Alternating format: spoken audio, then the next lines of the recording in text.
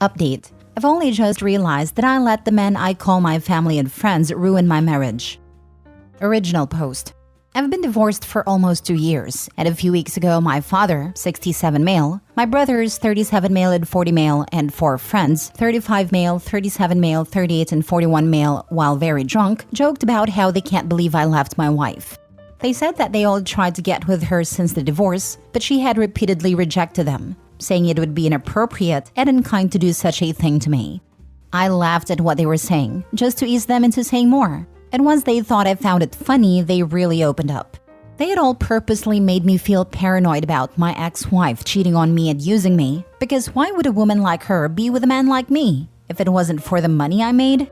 They often hinted at, or sometimes even directly said, that she wore the pants in the relationship, and that she was only with me because I'm easily manipulated. They constantly planted negative things into my mind. If I wanted to talk with them about something happening in my relationship, they would put a negative twist to it, or they'd purposely give me bad advice. Then, when I lost my job during COVID, they all hinted at how she's definitely cheating, now that there's no financial benefit in being faithful to me. I obviously trusted them and often took their words to heart, and it ruined my marriage. I frequently argued with my wife, and I was always accusing her of something or suspecting her of not really loving me. I questioned everything that was between us. I often told her BS things, like how I'm a high-value man and that she needed to appreciate me. And when I was not working for 6 months, I flipped the script and started accusing her of not respecting me for not working. I was unappreciative of all her hard work and for being the one who took care of our household bills and any other bill during those 6 months of unemployment. I continued to let their words drive me into a paranoia, and I started accusing her of cheating with her coworkers. Eventually, my wife had enough of my moods, constant mistrust, and accusations. She left me. And to be honest, for a long time it felt like it came out of nowhere. And so I had myself convinced she left me for another man.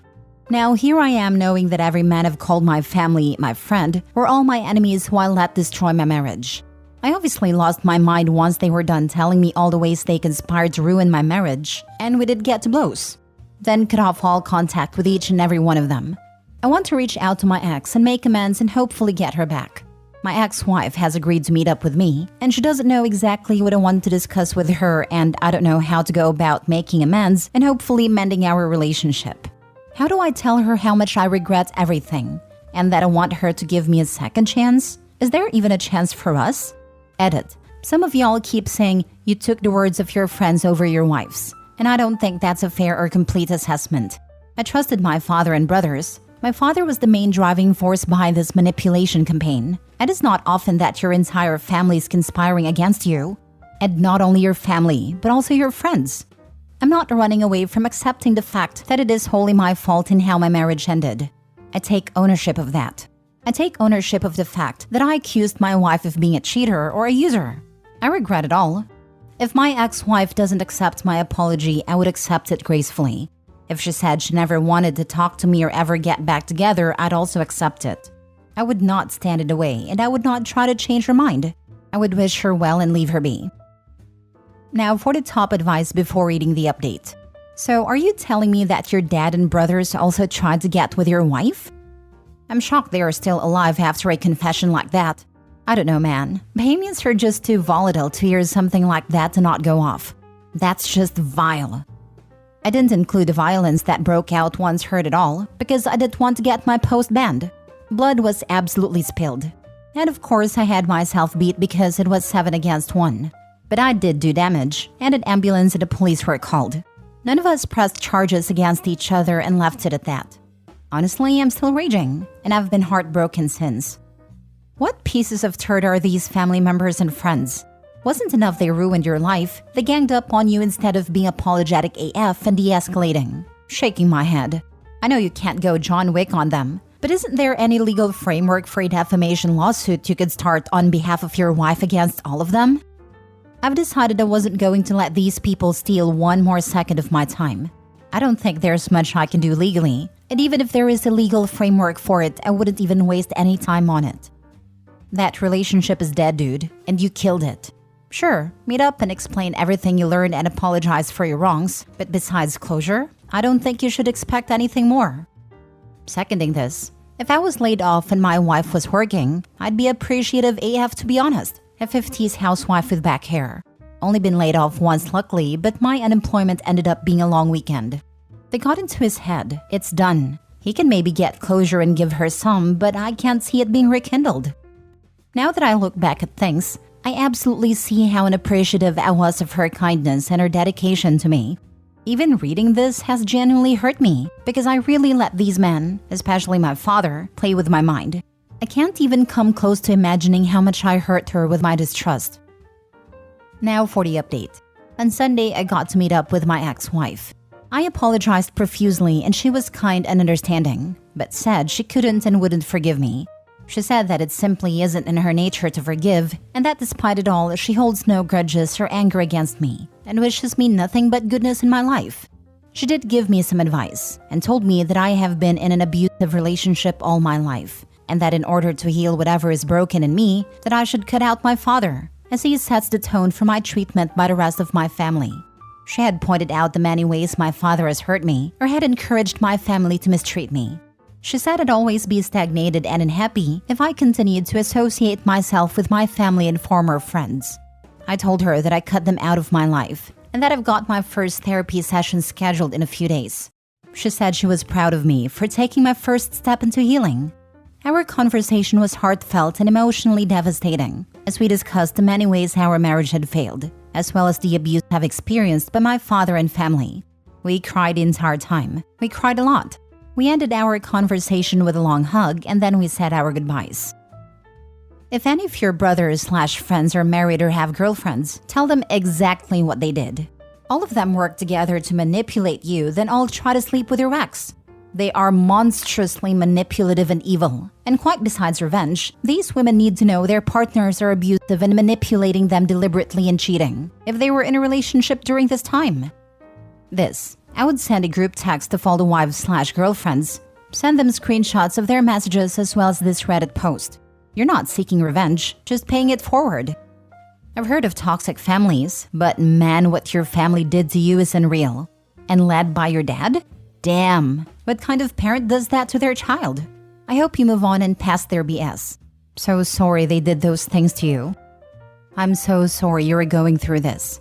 Too bad she can't forgive, because that's an important step in emotional maturity. I wish you healing and happiness. Forgiveness is earned through changed behavior and recognition of your harm, but it isn't guaranteed or something you deserve. Some things shouldn't be forgiven, but that doesn't mean it eats away at a person or that it somehow holds them back. So I do agree with her when she said that you don't need to forgive in order to heal or gain emotional maturity. And sometimes forgiveness is not even an option. For her, this is one of those things that she simply can't and won't forgive. And all she can do is accept it. As much as I'd like her forgiveness, it is simply not available to me, and that's perfectly fine. Now leave her alone and continue to work on yourself. Next story. I told my mom to do us all a favor and finally overdose. My mom, if you'd like to call her that, was absent for the first 11 years of my life due to her addiction. She got clean a year later and then relapsed when I was 17. I always used to cry myself to sleep, wondering why pills are more important. All she had to do was choose us and say no. She would never do it. We were never good enough for her to stay clean. Why do I feel like I lost something that I never had? Fast forward to now. I'm 21. I have accepted that all I have is pictures of my mom and I'll never have a real one. But every time I picture her, all I feel is pain. In fact, all 8 of us will never have a mother, bar the youngest who's adopted. The second and third youngest are in foster care. Even though they aren't my dad's, he is trying to adopt them to keep us all together. Anyway, it was my 21st not too long ago. My mother stumbled in. You could immediately tell she was on a calm down and rambling to anyone who would listen to how she raised us. She loved us, she cared about us, and how my father snatched that away from her. I walked right up to her, and with a 20-year dialogue of pain, anger, and everything I wanted to say, scream at her. I'm in a room with a parent that I barely know. You'll say to anyone that you're proud of me, but you don't know me. You should have been there when I graduated, congratulating me and telling me you loved me, but you were strung out on drugs. Telling me you love me, but it isn't real. If you really cared for me, then where have you been? You've had over 25 years to get yourself together and be a mother. You should have been there for us. I don't get it. I am humiliated. We needed you. I needed you. We were too young to understand. I was nothing but a kid who couldn't understand. All I feel is pain when I look at you and think about you. Just do us a favor and end our suffering, and finally overdose. And let's just say after I screamed that in her face, I felt relieved. I finally felt a bit of happiness mixed with sorrow, but it was calming. I guess I'm grieving for the mother I never had in a sense. Her side of the family are refusing to speak to me or any of my siblings, as they call it punishment until I apologize. My siblings were proud of me and said they'd do what I did in a heartbeat. My dad said it wasn't the best place or time, but is proud of me for expressing how I feel. I don't really know how I feel anymore. Like, I do feel guilty. Like, maybe I shouldn't have said it. I don't really know, other than I'm hurting. Now for the top comments. I'm not sure if you and your sibs are in therapy or not, but if you want a free/low commitment option, you can join Alcoholic Anonymous. It's a support group for family of addicts. And they also have Teen Al-Anon. I forgot the group name, but they also have one called something like Adult Children of Addicts, for those who grew up in that situation and how it impacts their adulthood. All of these groups have local and online meetings. We've been in therapy for as long as I can remember. I think I started therapy when I was roughly 2 or 3, and it was play therapy or something along those lines, due to her trying to end us among a whole load of abuse when it was her weekend to take care of us. Was it the best place? Maybe not. But if no lies were told, you have nothing to apologize for. Her family can enable her delusions and her lifestyle if they want, but there is nothing to apologize for. Exactly. Why the enabling? It's insanity. I don't think it's enabling. As such, I think it's more optics. Opie saying what she said means that the extended family had a camera turned on their own actions, etc. And that's what got them angry. I know optics and enabling do sometimes go hand in hand. Poor Opie.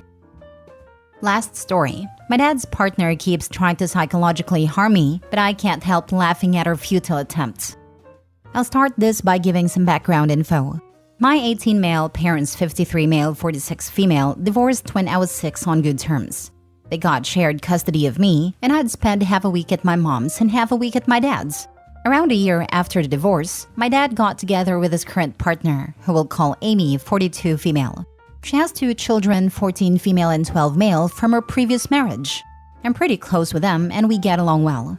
Unfortunately, me and Amy never really got close, but we also never fought.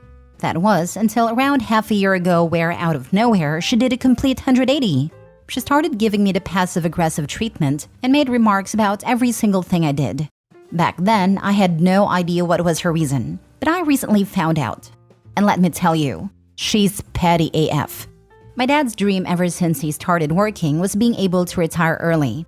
After working at the same bank for over 25 years and saving a big portion of every paycheck, he managed to retire last year. I'm really proud of him because he decided to use his free time to work on himself. He started to eat a lot healthier and has been working out daily. This led him to losing over 40 pounds. As it turns out, Amy's not as enthusiastic about it as I am. She's really envious. I'm not entirely sure as to why, but I'm guessing it has something to do with her poor financial decisions in the past. Unfortunately for me, she's the type of person that bows down to the strong but bullies the weak. She knows that my dad won't take her nonsense, so she decided that I'm the next best target. My dad's place has 3 bedrooms, which means her kids have to share the biggest one. Since I'll be going to college in a couple of months, I told my dad that I'll give my bedroom to one of them. My sister got really happy because she's about to start high school and she desperately needs some privacy. Because of it, Amy came to the conclusion that since I'll be gone in a couple of months, she can start treating me like crap. Here are a couple of examples which came to mind because of how stupid they were. She would scream at me if I failed more than 1/4 of the bathtub, which, mind you, is not even a big bathtub, as I barely fit inside as a 6 feet 4 inches guy. I chalked it up to her being an environmental freak all of a sudden. She wants me to do my dishes, which is understandable and I have no problem doing. What I have a problem with is her not letting me use more than 1 set of dishes. She doesn't allow me to touch any other dishes besides that one, and doesn't even allow her own children to touch mine as if I had a bubonic plague or something. Last week, I bought microwavable popcorn and started making it. When she heard a popping sound, she appeared in the kitchen out of nowhere and started grabbing every bowl so I would have to eat out of the bag. She hid the bowls under her blanket, like some toddler. I audibly chuckled because of how ridiculous this was, and she immediately started shouting something along the lines of, "How dare you laugh at me?" I have a long blonde hair which is the same length/color as her daughter's. Once, she stormed into my room and started demanding I clean the bathroom sink because, and I quote, "Your disgusting hair is all over the sink. Clean it now." The problem is, I just came back from school and haven't been to the toilet that day.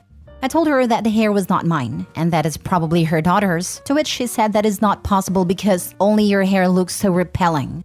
Now, mind you, this only happens when my dad's not around. She once tried this nonsense when he was around, and he immediately shut it down. He's been nothing but understanding and has talked to her numerous times, but she always resumes her usual behavior after things settle down.